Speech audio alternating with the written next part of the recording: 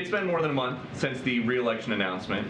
Is President Biden going to hold a campaign event ever? We follow the rule of law here. We believe in following the rule of law as it relates. Hold on. As Not it relates. asking you to weigh in on the impact of the election, just his schedule. You'll have to schedule around rallies. I'm about to answer your question here. Anything that is connected to the 2024 re-election that is not going to certainly come from here, that is going to come from his campaign or the DNC. So you can't say if he will be campaigning for re-election. I'm just not going to comment from here. And then on 2024 re-election. Another story. The Hatch Act does exist.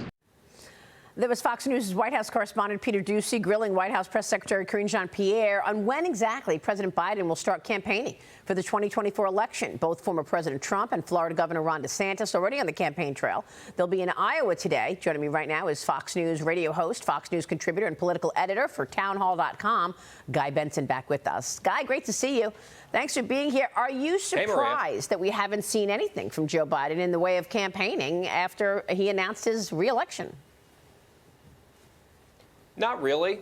First of all, I have to chuckle a little bit about the White House discussing how much they scrupulously follow the rule of law. They're real sticklers for the Hatch Act. And you look at all the other stuff that they've done, it's like, okay, guys, fair enough. I see what you're doing here. But in fairness to Jean-Pierre, that's not her wheelhouse. She's not supposed to be commenting on the campaign, so she's trying to avoid doing so. My theory on this, Maria, is that the Biden team put out that video. Yes, we're running again. Yes, we're filing the paperwork. Please start sending us money, although we haven't heard about their fundraising at all, which is usually not a great sign from a campaign. Usually they want to boast about these things. Ultimately, I think that they recognize that when President Biden is out there, out front, trying to help himself in his own cause, he doesn't help himself. He often hurts his cause. And they are ripping a page out of their 2020 playbook, where they're going to realize, look, he's going to campaign at some point. He will do certain events. There will be some form of an outward-facing campaign.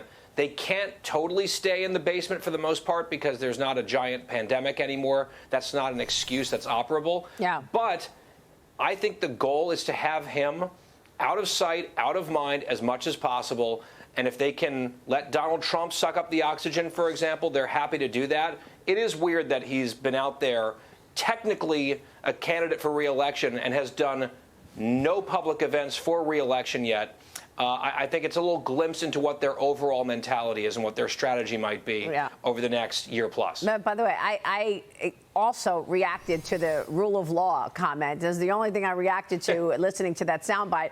But Lee Carter's with me this morning. Lee, it looks like it's going to be another stay in the basement strategy. It does seem a lot of people were saying it was going to be a Rose Garden campaign, and we're not even seeing that. Yeah. And so, Guy, one of the things that I'm curious about is I thought, okay, they're probably going to keep him hidden. They're going to do the same thing that they did in 2020, but maybe they're going to rely on surrogates to get his message out or focus more on women's issues. And we haven't really heard much of anything from anyone. And we also know that there's a huge enthusiasm gap here. 70% of voters don't want Joe Biden to run again. Do you think he's going to have trouble getting people to go out and speak for him? I think if you're an incumbent president running for re-election, you'll be able to find people willing to go out there and raise their hand and be high-level surrogates, especially if there's a second administration to be staffed. There's always an incentive in politics to have people on your team. If you've got a chance of being president, they're going to want to be out there for you. I just think this whole low-key approach so far, it's obviously not an accident.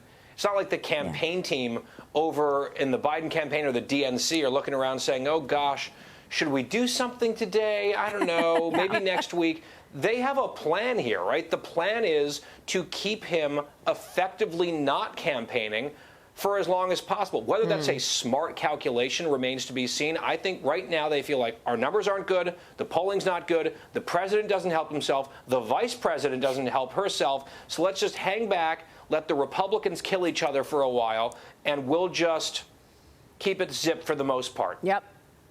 Let me get your take on the issue of the day, and that, of course, is the debt ceiling debate. House Speaker Kevin McCarthy's team says they have the votes to pass this bill tonight. What do you have? You need 218 votes. Losing 35 or 30 from the hard right Freedom Caucus is probably not going to impact. Right now, we've got 30 no's, 30 Republicans, and 1 Democrat coming out against this debt ceiling bill so far. Kentucky Congressman Thomas Massey supporting the agreement, writing on Twitter, "I've been in Congress for a decade, and this is the first real bill that cuts spending. It also includes an automatic 1% cut to spending on January 1st if Congress does not pass the 12 appropriations bills." But we just spoke with Scott Perry, the head of the Freedom Caucus, and here's what he said. Do we have that soundbite? Watch this. A lot of people have said Democrats have gotten nothing in the deal. Well, I'll tell you what they got in the deal. They got 4 trillion reasons to vote for this, because at the end of this next 2 years, there's going to be $36 trillion in sovereign debt for the United States of America. Quite honestly, I have read the bill, so it's not going to be trillions of dollars in savings. It actually might be just a few billions of dollars in savings. Guy, it still looks like the Republicans have the votes tonight. We'll see. Your thoughts? Well, CBO said that it will save collectively over the course of multiple annual deficits $1.5 trillion. I mean, some of this stuff is chump change. Some of this stuff is smoke and mirrors. I don't love the deal at all. I think almost every single conservative critique I've heard of it is absolutely accurate. And I think some of the savings and some of the wins that McCarthy's team is talking about don't really amount to much, and there's loopholes and waivers and that sort of thing. So I view all of this with a very skeptical eye. I also recognize on the other side of this, the Republicans only have a tiny fractional majority in one House of Congress, and they don't control the presidency. So the idea that they were going to be able to even play their cards perfectly, which they came close to doing, I would say, in this process, and hanging together and passing the bill and flipping the script on the Democrats and all of that, even with all of that in place, they were only going to be able to get so much done, given the fact that you've got a leftist administration and a leftist Senate.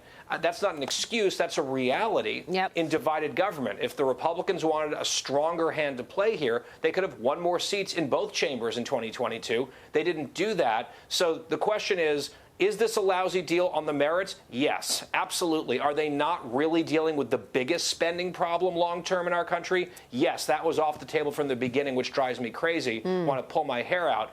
Is this better than the alternative of what the Democrats would have done and were demanding? I mean, obviously, yes. And we'll just see how big the number gets from McCarthy tonight. He wants a majority of the majority and then some. They sound confident. I think the list of no's will grow, though. Well, we'll see. Right now, the proceedings are expected tonight to begin at 7 o'clock, and the Senate is expected to take it up this weekend. Guy, great to get your take. Thanks so much. Thanks, Maria.